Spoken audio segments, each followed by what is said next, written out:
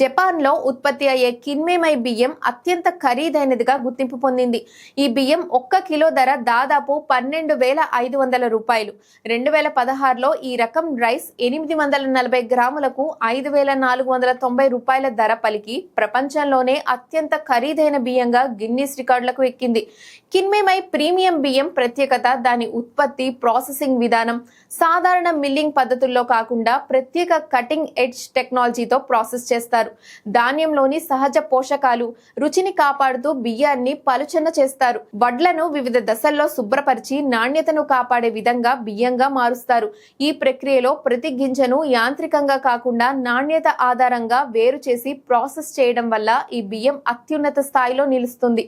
దీని మరో ప్రత్యేకత ఏంటంటే వండే ముందు బియ్యాన్ని కడగాల్సిన పని లేదు.